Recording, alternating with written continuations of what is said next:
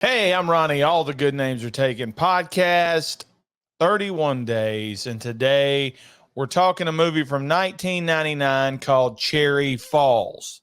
I remember reading the script on the internet and thinking when I got to the very end scene, when there's just a giant pile of bodies of teenagers making it so they won't get killed, that, hey, this movie's going to be cool. What I didn't know about this movie is that it had a $14 million budget and that the director filmed the ending scenes in a way that would not allow it to get an R rating. It was going to get an NC-17 rating. Therefore, it was never released.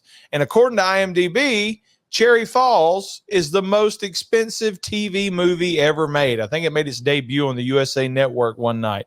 Overall, not really a bad concept considering what all came out in the late 90s. A long-haired killer that is targeting virgins in this Virginia town. There's two kids at the beginning of it about to have sex, and they're killed by what looks like a woman or possibly a ghost or a man with long hair. Maybe he was I guess you could say he's in a rock band. But immediately that takes me out of the movie. If you know anything about me, I'm not about physicality with female killers. That's what ruined Urban Legend for me, because the killer in Urban Legend is literally throwing around and overpowering these men.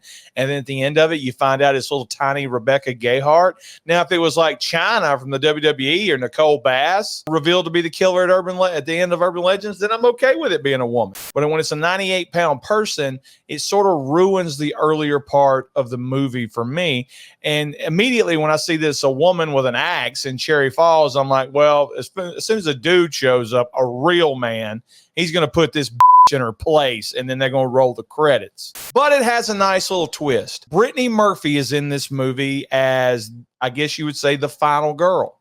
Her father is the sheriff, Michael Biehn, from Terminator, from The Rock. He did a ton of good movies, and he's in this one. I'm not a big Britney Murphy fan. I hate to kick a dead druggie when she's down, but she's never really done anything for me. I didn't like her in Clueless. I didn't like her in any of those Ashton Kutcher movies.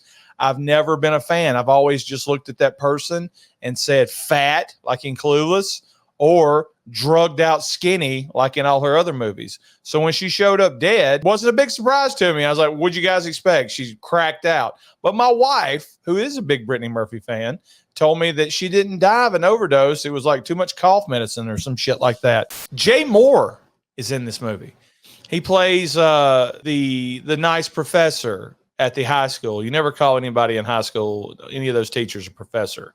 But he's like Mr. Marlston or something like that. And you're sitting there as a avid horror movie watcher, and you're like, why do they have Jay Moore in this movie? And then you think, okay, well, he's a comedian.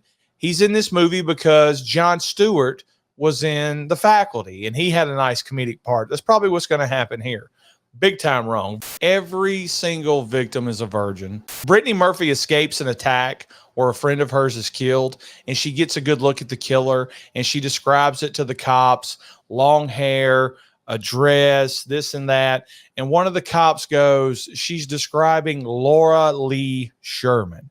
Now, this is where the actual interesting part of this movie comes in.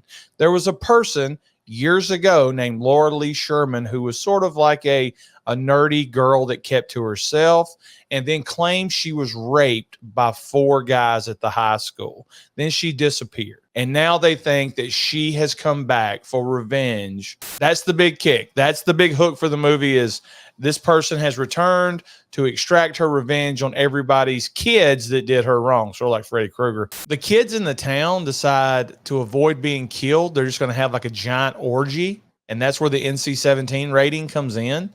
And along the line, Britney Murphy has boyfriend problems throughout the whole thing. I'm not going to cover that. I don't think that's very interesting. She sees Jay Moore with a trunk, like pulling into his house, dragging a heavy trunk. And she's like, Mr. Meredithal, or whatever his name is, Mr. Jay Moore, what's in this trunk? And he goes, oh, it's just your father. And she starts laughing. He's like, no, look in there. And she opens it up, and that's the big reveal that Jay Moore is the killer in this movie. He ties up Michael Biehn, and Michael Biehn is forced to admit it to his daughter that, yes, him and 3 other people did rape Laura Lee Sherman, and she left town. And then Jay Moore proceeds to talk about how he is the illegitimate child of one of those 4 people that raped his mother. 3 of which are dead already, Michael Bain being the last one. He talks about how this caused his mother to be a psychotic and abuse him as a kid.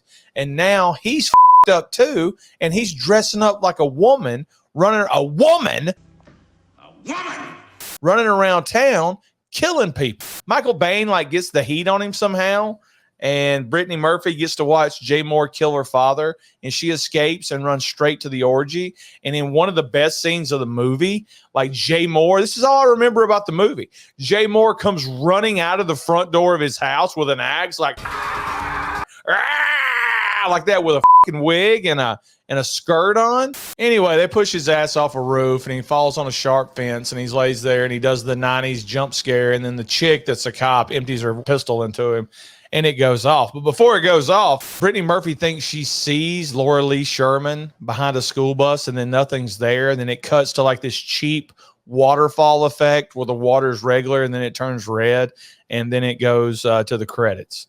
So overall, a sloppy mess of a movie, really, because you got Jay Moore playing Buffalo Bob or Buffalo Bill / Norman Bates / anybody else that's dressed up like a bitch before and tried to kill somebody. Like I said, the only big thing is if you got 4 flawed characters that did in fact rape a girl back in the day. So you really probably should be sympathizing with Jay Moore, because these people ruined his life by creating his life, I guess, if you want to say. Overall, not a good movie. Worth a watch. I own the DVD. I bought it immediately when it came out. It's worth a watch. You can watch this movie once every 2 years and be okay with it. Acting's not great. Britney Murphy's Britney Murphy. Michael Bain's Michael Bain. Jay Moore, way over the top as a killer. Not over the top good, I don't think. He has a couple of good lines in there. The look of the killer is ridiculous. I mean, I don't understand why you get dressed up like a woman and go out and kill people. But I guess he's supposed to be not really split personality. He stays the same way. Everything just psychotic. Anyway, that'll do it for today. Cherry Falls, 2000, 1999, whenever. Check it out. See you later.